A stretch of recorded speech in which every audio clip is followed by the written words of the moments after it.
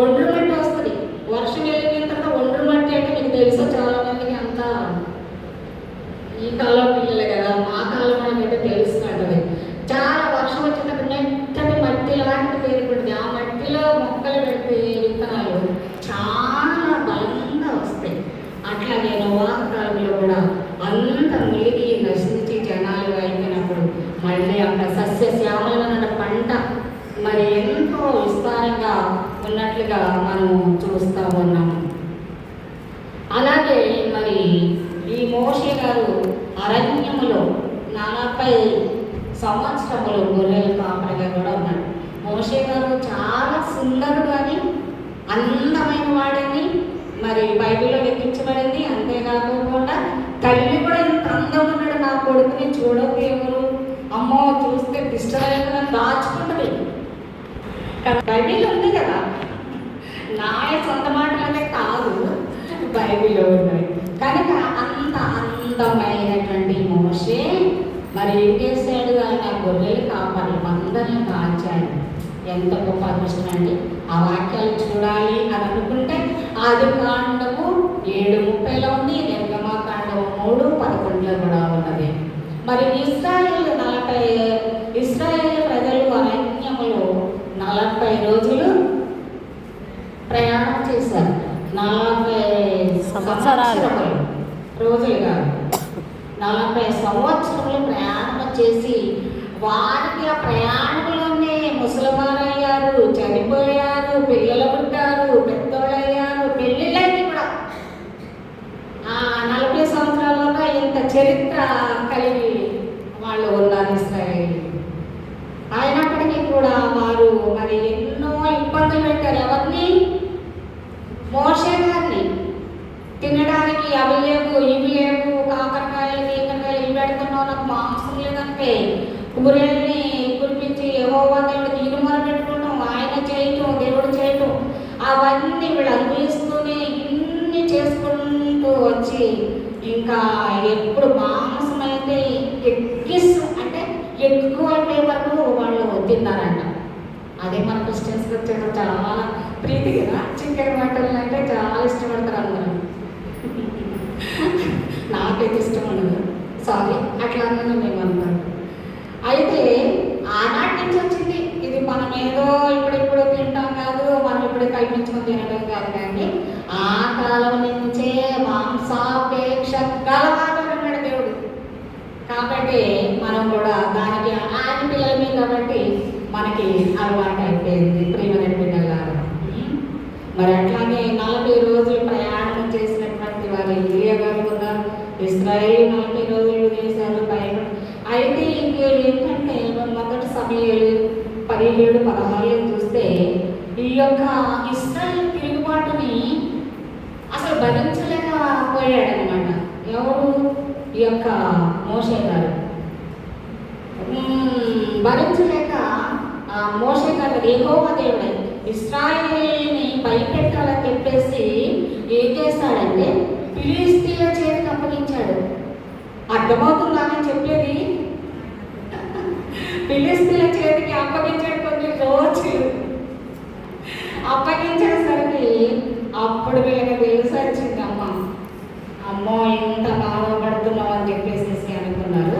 కొన్ని రోజులు బాధ పెట్టిన తర్వాత మళ్ళీ యథావిధిగా మళ్ళీ వారిని ప్రేమించాడు దేవుడు. మరి యేసు ప్రభువు కూడా బాప్తిస్మం ఇచ్చిన తర్వాత 40 రోజులు కూడా మరి ఆ విధంగా ఉపవాసం చేసింది. ఎవరి కోసమమ్మా? మన కోసమే కదా. మన కోసం ఆ సాతాన్ని చేయించింది మన కొరకే. ఆయన ప్రాణాన్ని పెట్టబోయేది త్వరలో మన కొరకే. అంటే ఈ ప్రజ సజీవుగా మన మధ్యలోనే ఉన్నారు. ఆయన మృతి పొందలేరు, సమాధులు లేరు, ఎక్కడా లేరు. ఇప్పుడు ఆయన ఎవరు కొట్టట్లేదు. అయినప్పటికీ కూడా మరి ఆయన అలనాడు జరిగిన సంగతులు ఈనాడు స్మరణకు తెచ్చుకుంటున్నాం, మనం స్మరించుకుంటున్నాం. మన వారు కూడా ఎవరైనా ఇంట్లో చనిపోతే పలానా రోజు మా వారు ఇంట్లో ఉండేవారు, నేనైతే చెప్పుకుంటానే ఉన్నాను అందరికీ, మా వారు అట్లా ఇట్లా. ఇప్పుడు 22 సంవత్సరాలు మా వారు చనిపోయి, అయినప్పటికీ ఇప్పటికీ కూడా మా వారిని రోజు తలని రోజు అంటూ ఉండదు, అనుకోని రోజు అంటున్నాం. అయితే అట్లాగే మనము తల్లిదండ్రులని తలుచుకుంటాం, బంధువర్గం తలుచుకుంటాం, ప్రియులను తలుచుకుంటాం, స్నేహితులను తలుచుకుంటాం. ఆ కాలంలో అట్లా ఉండేవారు, ఇట్లా ఉండేవారు అనేసి మనము అనుకుంటూ ఉంటాం. అలాగే యేసు ప్రభు త్యాగాన్ని మనము ఈరోజు ఎండు కాలంలో మనం స్మరణ తెచ్చుకుంటున్నాం. ఆయన ఎందుకు బాధపడాలి, ఆయన ఎందుకు శ్రమ పడాలి, ఇన్ని బాధలు ఎందుకు పడాలి? ఒకటి తక్కువ 40 దెబ్బలు తిన్నాడే. అట్లాగే మరి మోషే కూడా ఒకటి తక్కువ 40 దెబ్బలు తిన్నాడు. ఈ 40 సంఖ్యలు అయితే చాలా బైబిల్ నిండా ఉన్నాయండి గమనిస్తే మాత్రం. ఆ రకంగా అన్ని దెబ్బలు తిని అన్ని గాయాలు పాలైనప్పటికీ కూడా ఒకటే ఒకట మాట, ఆయన మనల్ని నిర్కుటంగా ప్రేమిస్తున్నాడు కాబట్టి, తండ్రి వీరేమి చేస్తున్నారో మీరు ఎరుగరు, క్షమించమని. ఆయన ఎప్పుడు క్షమాపణ కలిగి ఉంటున్నాడు. ఆయన ప్రేమనే చూపిస్తున్నాడు. సిలువలో అన్ని మాటలు 7 మాటలు ప్రేమ కలిగిన మాటలే. ఇక్కడ చూస్తే మరి ఇంత సాతాను శోధించినప్పటికీ కూడా మరి ఆ శోధకుడిని గద్దించి నా వెనుకకు పొమ్ము అని అన్నాడు. కానీ మరి మనల్ని అయితే నా బిడ్డల వరకు నేనింత శ్రమ పడవలసి వస్తుందా అని ప్రశ్న వేసుకోలేదు, ప్రశ్నించలేదు దేవుణ్ణి కూడా. తండ్రి నన్ను ఎందుకు పంపించావు, ఈ శ్రమలు నేను అనిపించలేకపోతున్నాను అని కూడా ఆయన చెప్పినట్లుగా కనిపించట్లేదు ప్రియమైన బిడ్డలా. కనుక నువ్వు ఎంతవరకు ఓర్చుకుంటున్నావు, నేను ఎంతవరకు ఓర్చుకుంటున్నాను? సమాజంలో మనము ఒకరిని ఒకరు ఓర్చుకుంటున్నామా? ఒకరిని ఒకరు సహిస్తున్నామా? ఒకరిని ఒకరు ప్రేమిస్తున్నామా? ఐక్యత ఐక్యత ఐక్యత ఎక్కడ లేదు ఐక్యత, లోపల ఎక్కడ లేదు. అందుకే రామపత్రికలో దేవుడు అంటూ ఉన్నాడు, నీతిమంతుడు ఒక్కడు లేడు, ఆయన కనుదృష్టి లోకమంతా సంచారం చేస్తూ ఉంటే అసలు ఎవ్వడు నీతిమంతుడు కనబడలేదంట.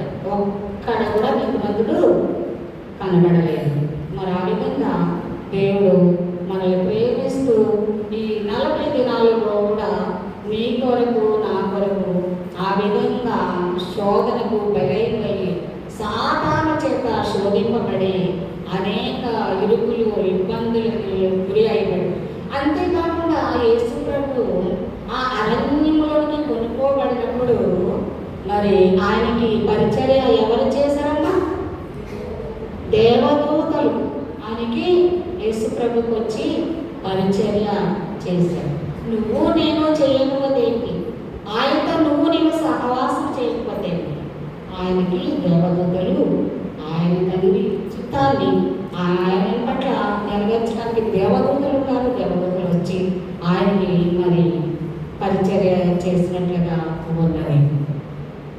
సంసోను రాకముందు ఇశ్రాయేలు ప్రజలు 40 సంవత్సరాలు మరి వారికి ఫిలిష్తీయుల చేత అప్పగించబడ్డారని చెప్పుకున్నాము. తర్వాత న్యాయాధిపతులైనటువంటి ఒత్నియేలు, దెబోరా, బారాకు, గిద్యోను ఒక్కొక్కరి ద్వారా, అంటే వీళ్ళు యాజకులు అన్నమాట. వీళ్ళు వచ్చిన తర్వాత 40 సంవత్సరములు నెమ్మది పొందేను అని బైబిల్లో ఉంది. ఆ రిఫరెన్స్ చెప్పండి కూడా నేను చెప్తాను. న్యాయాధిపతులు 3:11, న్యాయాధిపతులు 5:31, న్యాయాధిపతులు 8:28లో ఇవి ఉన్నాయి. ఈ యాజకులు వచ్చిన తర్వాతనే వీళ్ళు మరి ఇశ్రాయేలు అప్పుడు అమ్మయ్య మా ప్రాణాలకి నెమ్మది, మాకు ఊరట కలిగింది అని వారు సంతోషించినట్లుగా ఈ యొక్క న్యాయాధిపతుల గ్రంథంలో వ్రాయబడి ఉన్నది. కనుక ప్రియమైనటువంటి బిడ్డలారా, అంతేకాకుండా యెహోషువ గారు కొంతమందిని పంపించాడు నా బిడ్డల్ని. కనాను దేశానికి యెహోషువ కాలేబును వెళ్ళమన్నారు కదా, మమ్మల్ని వెళ్ళమన్నారు కదా. అయితే ఆ దేశ పరిసరాలు ఎట్లా ఉన్నాయో మీరు ఒక్కసారి వెళ్ళి చూసిరమ్మని కొంతమందిని పంపిస్తే వాళ్ళ కనానికి వెళ్ళి 40 రోజులు, రిఫరెన్స్ చెప్తాను, సంఖ్యాకాండం 13:24లో ఉన్నది. 40 రోజులు వారు ఆ యొక్క ప్రదేశాన్ని అంతటి చూసి అప్పుడు చెప్పారు యెహోషువకు వచ్చి, అది సామాన్యమైన దేశము కాదు, పాలు తేనెలు ప్రవహించు దేశము అని ఇక్కడ చెప్తే అప్పుడు మరి ఆ యెహోషువ విన్నట్లుగా తెలుస్తుంది. ఎంతో మంది మరి కనాను చేరాలని, ఇశ్రాయేలీలందరూ కనాను వెళ్ళాలని అనుకున్నారు. కానీ అందరూ మధ్యలోనే రాలిపోయారు. 40 ఏళ్ళకి అంతా కూడా 40 సంవత్సరాలు. కానీ అందులో చేరింది ఎవరు? కాలేబు, యెహోషువ. కనుక ప్రియమైన బిడ్డలారా, ఈ రాత్రి కాలంలో నీతో నాతో దేవుడు మాట్లాడుతున్నాడు. నా రాజ్యంలో చేరాలి అని అంటే నీవు పరీక్షించు. నీవే విధంగా ఉన్నావు? నాకు ఇష్టమైన బిడ్డగా ఉన్నావా? నాకు అంగీకృతమైన బిడ్డగా ఉన్నావా? నా ఆలోచన పరంగా అనుకుంటున్నావా? నువ్వు వ్యక్తమైన దాని మీద మనసు పెడుతున్నావా? ఏ విధంగా ఉంటున్నావని ఈ రాత్రి కాలంలో నిన్ను నన్ను ప్రశ్నిస్తూ ఉన్నాడు. కనుక మనము ఎల్లప్పుడూ కూడా ఆయన ఉంటే మనము పిలిపిలికి రాసిన పత్రికలో అంటాడు, ఎల్లప్పుడూ సంతోషించుడి. మరలా చెప్తాను. మరలా అంటే ఇదివరకు చెప్పింది మీకు గురకెక్కలేదు కాబట్టి నేను ఇప్పుడు చెప్తున్నా, మరలా చెప్తున్నా, ప్రభునందు మీరు ఆనందించండి. నిజంగానండి నేను చెప్తున్నా, ఎందులోనూ ఆనందం ఉండదు కానీ దేవుని సన్నిధిలో ఆనందం ఉంది. ప్రార్థన చేసుకుంటే ఎంతో రిలీఫ్ అనేది మనకి కలుగుతూ ఉన్నది. మరి అట్లాగే మరి దేవుడు మరి మనం ప్రార్థన చేస్తే కూడా మరి ఇందాక వాక్యంలో కూడా వచ్చింది, మీరు మొరపెట్టమనేసి 88లో 58వ అధ్యాయంలో చదివినప్పుడు కింద 10వ వచనం, మొరపెట్టు నీకు నేను ఉత్తరం ఇస్తానని చెప్పాను. మనం మొరపెట్టే వారంగా ఉండాలి. మనము దేవుని అడిగే వారంగా ఉండాలి. మనకి ఎన్నో కష్టాలు, ఇబ్బందులు, ఇరుకులు, శోధనలు, బాధలు, రోగాలు, నొప్పులు అన్నీ వస్తాయి.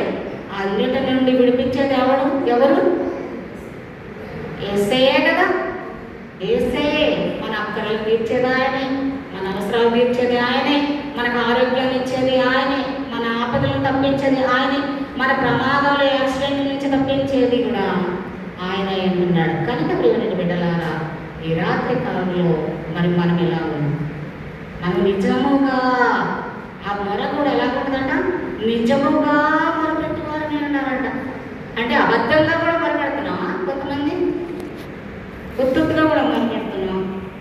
అట్లా కాకుండా నిజంగా మొరపెడితే ఖచ్చితంగా ఇది ఆయన మనకి మేలు చేస్తాడు కానీ ఎన్నటికీ కీడు చేసే దేవుడు కాదు. ప్రియుల బిడ్డలారా, అలాగే మరి ఇంత 40 సంఖ్యలు ఇంకా చాలా చాలా ఉన్నాయి కానీ ఇక నేను చాలా చెప్పదలుచుకోలేదు.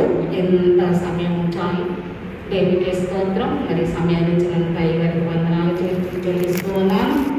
ఈ కొద్ది మాటలను దేవుడు బహుగా దీవించి ఆశీర్వదించును గాక. ఆమేన్.